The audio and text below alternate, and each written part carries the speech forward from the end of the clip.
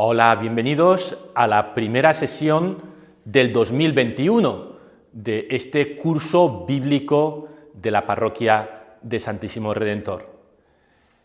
Os recuerdo que en esta temporada, en este curso, estamos siguiendo el Evangelio según San Marcos, pasaje a pasaje, o como diría el poeta, verso a verso, y nos encontramos en el capítulo 4, versículo 35. Y creo que conviene que hagamos un poco un resumen de lo que hemos visto hasta ahora, con la ayuda de este cuadro que ya hemos utilizado en sesiones anteriores. Veis que el Evangelio según San Marcos está estructurado en 3 partes de longitud desigual, 2 partes los hemos marcado en verde y una parte intermedia que está en un color como naranja. Así que tenemos el primer bloque, donde la acción sucede en Galilea y regiones limítrofes, el segundo bloque en verde abajo, donde la acción sucede en Jerusalén, son los últimos días de la vida de Jesús, y en medio tenemos el viaje que va de Galilea a Jerusalén. Y cada uno de los 2 grandes bloques, como veis, también está estructurado en 3 partes de longitud desigual. Una primera parte narrativa, un discurso y una segunda parte narrativa, tanto en la primera parte arriba en Galilea como abajo veis en Jerusalén. Pues bien, hemos visto ya el primer bloque en azul, los 3 primeros capítulos, donde se exponen los fundamentos del Evangelio. ¿Y cuáles son? Pues que Jesús ha venido para anunciar el reino de Dios. Y no solo para hablar del reino de Dios o anunciar el reino de Dios, sino para hacerlo realidad. ¿Y qué quiere decir que el reino de Dios se hace realidad? Pues que Dios se hace rey, que Dios, y no rey como ahora los reyes constitucionales, sino como rey que manda. Dios empieza a actuar en la realidad. A través de Jesús y en torno a Jesús, el reino de Dios empieza a hacerse realidad. ¿Y qué pasa? Pues que muchos lo acogen con alegría, pero otros se oponen a este reino de Dios. Y contra lo que podría esperarse, los que se oponen no son los malos, no es la gente antirreligiosa o inmoral, sino precisamente la gente más religiosa, los fariseos, los escribas, la gente que sabe más, que se supone que sabe más acerca de Dios, son los que se van a oponer a el anuncio de Jesús.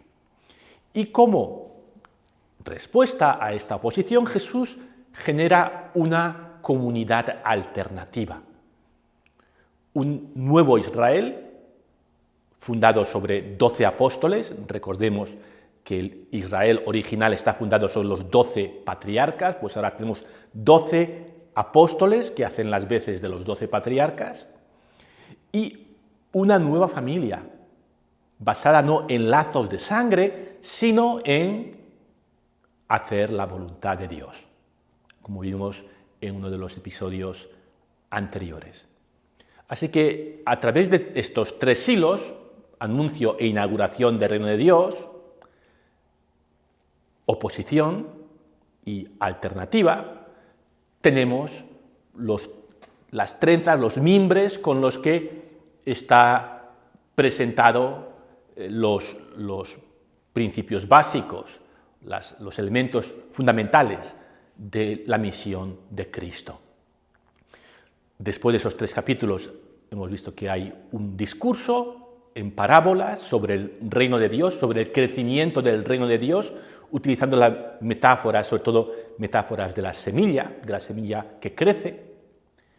Y ahora sí entramos en lo que es la segunda sección, lo que está en rojo en el cuadro, la sección que podríamos titular la misión de Jesús.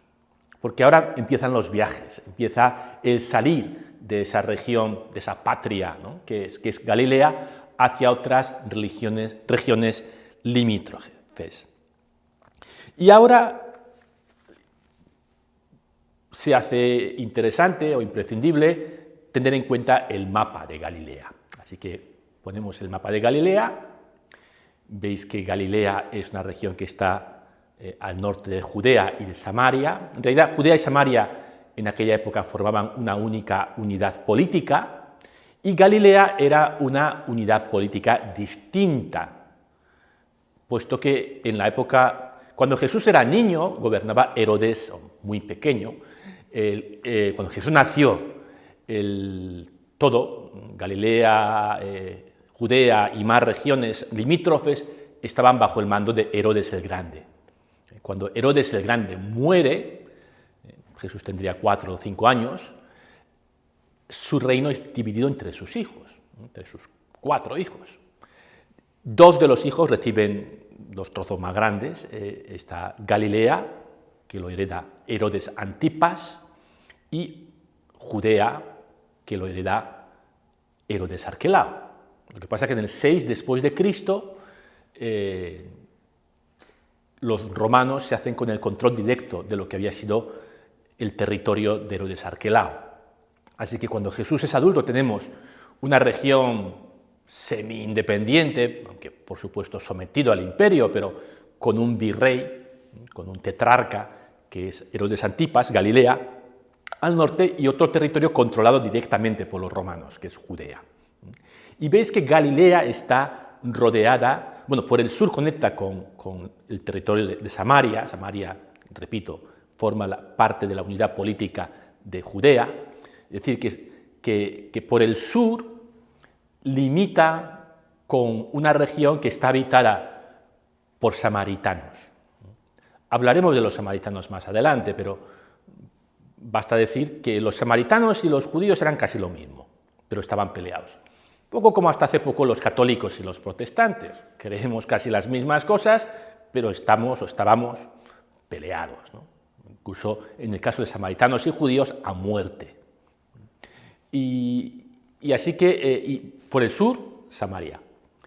Y por todas las demás, norte, este, oeste, Galilea está rodeada por territorios gentiles. Explico la palabra gentil, que es muy importante en el Nuevo Testamento. Gentil en español quiere decir que es amable y tal, pero no sé, en la Biblia no quiere decir eso. Gentil en la Biblia quiere decir de las naciones. La palabra hebrea es goyim. Goyim quiere decir naciones, pueblos. Eso pasa al griego por etnikoi, etnoi, las otras naciones, y al latín gentiles, las otras naciones. O sea que la palabra gentil en la Biblia quiere decir todas las demás naciones que no son Israel. Así que, y recordemos que en tiempos de Cristo, el único pueblo que cree, que es monoteísta, que cree en un único Dios, creador del cielo y de la tierra, un único Dios personal, son los judíos. Así que gentil, en ese contexto, es sinónimo de pagano. Gente que cree en dioses que desde la perspectiva israelita son dioses falsos. Así que Galilea es una región, y esa es la etimología de Galil, que es círculo. Está rodeado de pueblos que son enemigos, distintos, potencialmente peligrosos. Jesús pasó la mayor parte de su tiempo en Galilea y, en concreto, durante su ministerio público, él parece que viajaba mucho, pero su casa estaba en Capernaum, un pueblito de la costa del lago, y en esa orilla occidental, oeste, del lago de Genesaret, es donde pasó más tiempo. Así que este lago, y vamos a poner una imagen del lago, el lago tan bonito que estáis viendo, este es la parte sur del lago, veis que está rodeado de tierras fértiles, verdes, fecundas y de suaves colinas, muy bonito, es un lago muy bonito, no muy grande, tampoco muy pequeño, la anchura máxima del lago son 12 kilómetros, es decir que en todo momento ves el otro lado, no es un mar, no es un mar. Aunque el evangelista siempre va a utilizar la palabra mar para referirse a esta masa de agua, que es un lago. Existe la palabra lago en griego, limné, pero va a utilizar siempre la palabra thalassa, que quiere decir mar, y en concreto mar de Galilea, como conectando este mar o este lago con la identidad de Jesús, Jesús el Galileo, Jesús el de Nazaret. Es su lago, es su mar. Y la preferencia por esta palabra mar, pues es intencionada, porque tiene mar, aparte de que suena con mucho más empaque que lago, pues tiene una resonancia en el Antiguo Testamento. El mar, el pueblo judío siempre fue un pueblo que vivió de espaldas al mar y que pensaba que el mar era un sitio peligroso, un poco como el desierto, un lugar por el que si es posible no hay que pasar. No era un pueblo marinero el pueblo judío. Así que el mar es peligroso, el mar es una frontera, el mar esconde monstruos, en la mentalidad judía, en la opacidad del mar, pues hay de todo. Es un poquito en algunos pasajes es un símbolo del mal, el mar. Pues bien, el evangelista siempre va a llamar a este lago el mar de Galilea. Y en su memoria, probablemente, en la memoria de la segunda generación de cristianos, que son los que escriben el Evangelio, o que están detrás, son la audiencia del evangelista, mar tiene también toda la resonancia, todo el eco de la experiencia misionera de la primera generación cristiana. Para la primera generación cristiana, para Jesús la misión está en Galilea y alrededores, como veremos. Para los primeros cristianos la misión va a estar en el Mediterráneo y en sus ciudades costeras. Así que en la memoria del evangelista se superpone ese lago del recuerdo de Jesús y de su vida con el mar Mediterráneo, que es donde se realizó la primera misión después de la Pascua, después de la resurrección de Cristo. Así que el mar tiene ese sabor misionero, tiene ese sabor de frontera, que hay que cruzar para ir a los que son diferentes, a los paganos, a los gentiles. Y todo eso hay que tenerlo en cuenta a la hora de leer los pasajes donde aparece el mar en el Evangelio según San Marcos.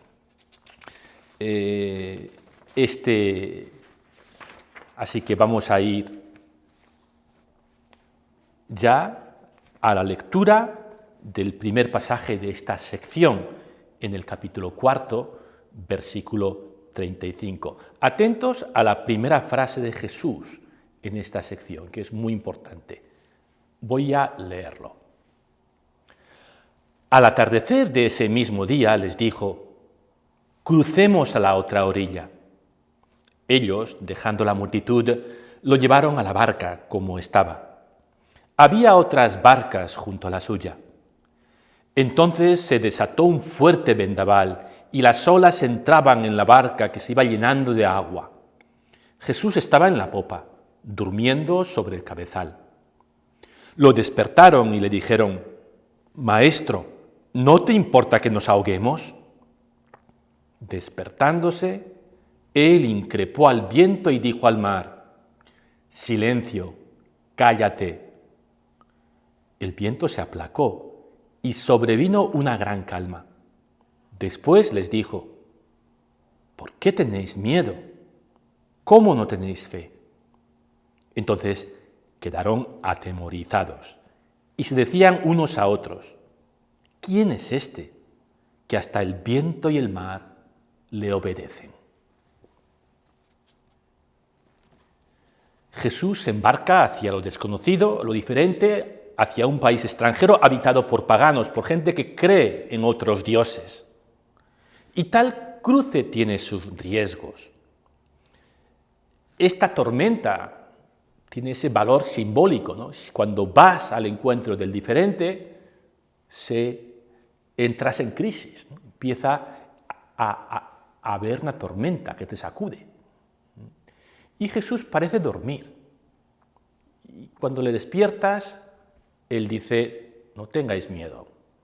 ¿Por qué tenéis tan poca fe? Hay que tener confianza. Bien, vamos a seguir leyendo.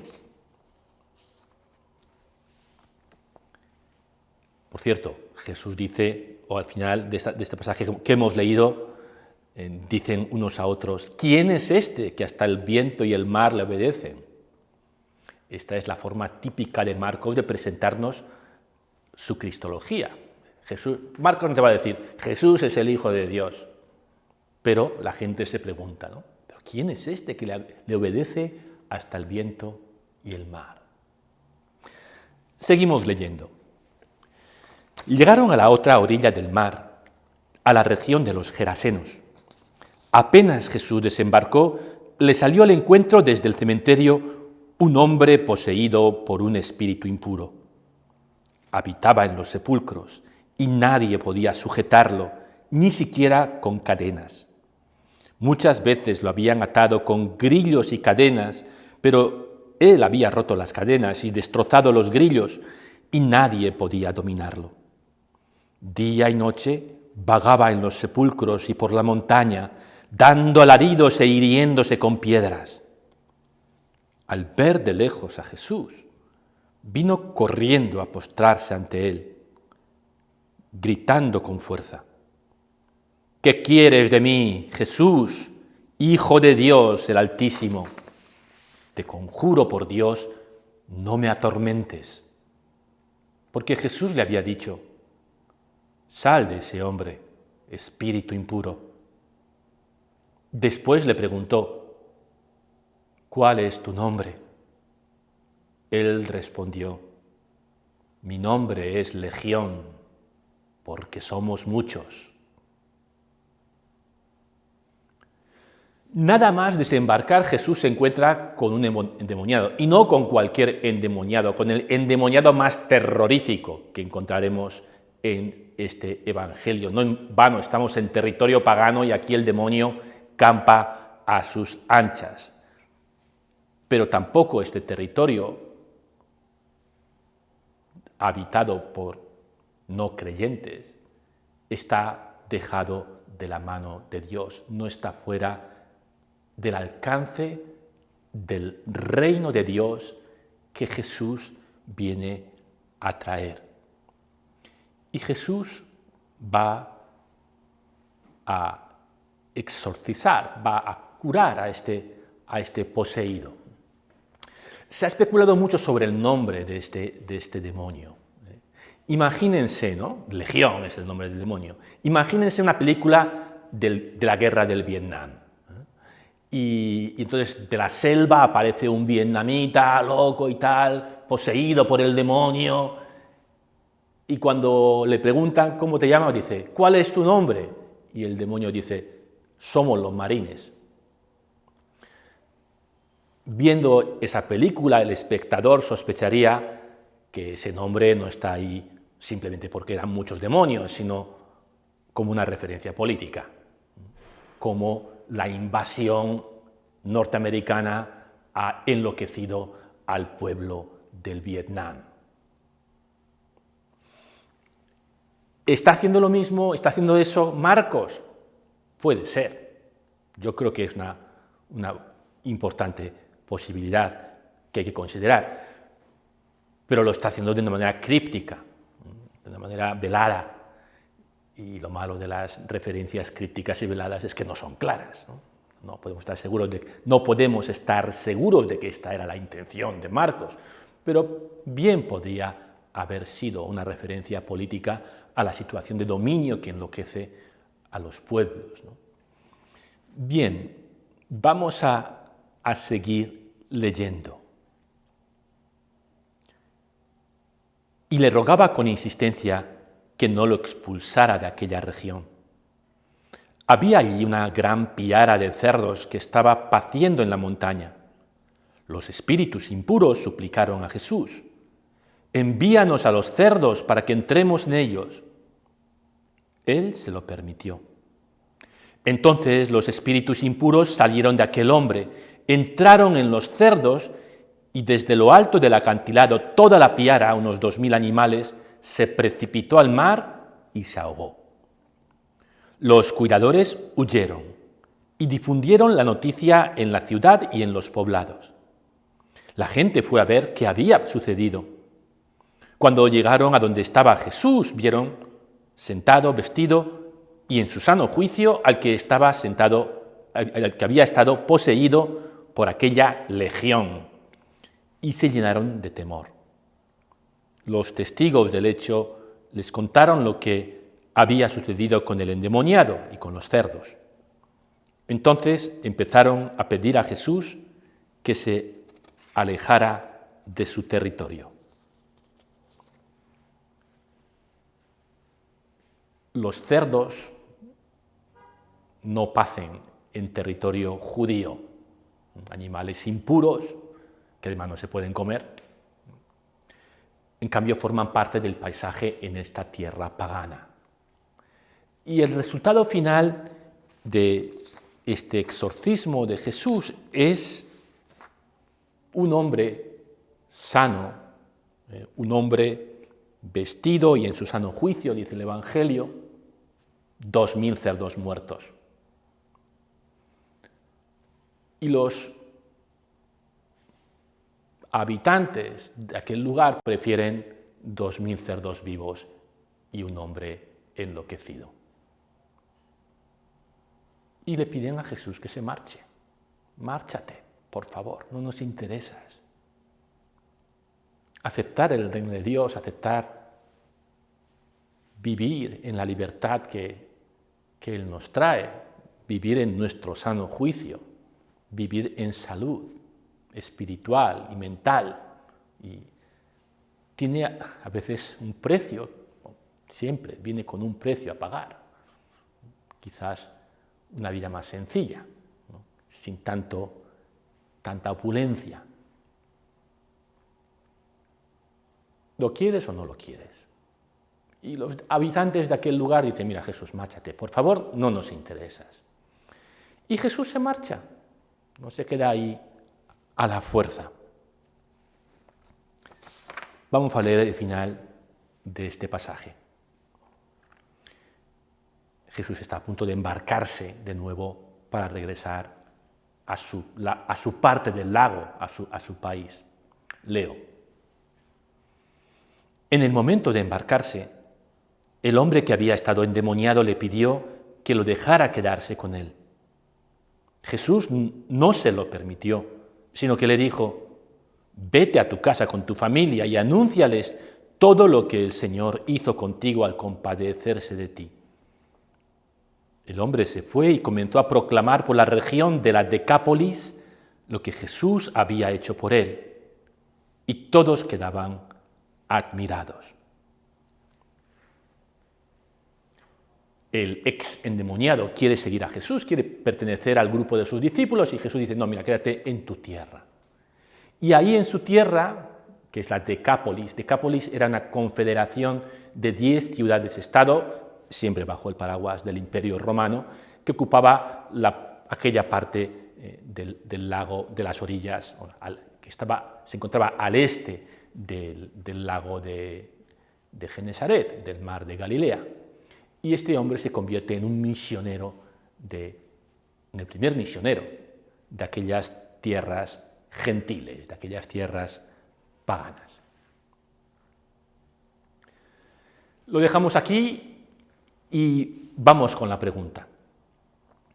El Papa Francisco habla a menudo de iglesia en salida y de ir a las periferias existenciales.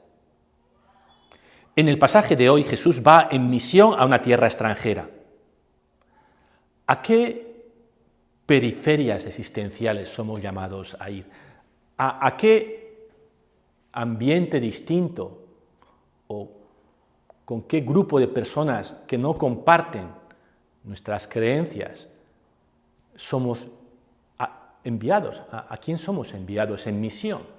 Por Jesús. En el cruce del mar, los discípulos están aterrorizados por la tormenta que supone ir al diferente, salir de nuestra zona de confort, abandonar a los que son como nosotros y piensan como nosotros. ¿Qué miedos nos atenazan cuando salimos de nuestra zona de confort? ¿Qué riesgos corremos? ¿Y cómo Jesús nos invita a confiar en Él? Nos vemos la semana que viene.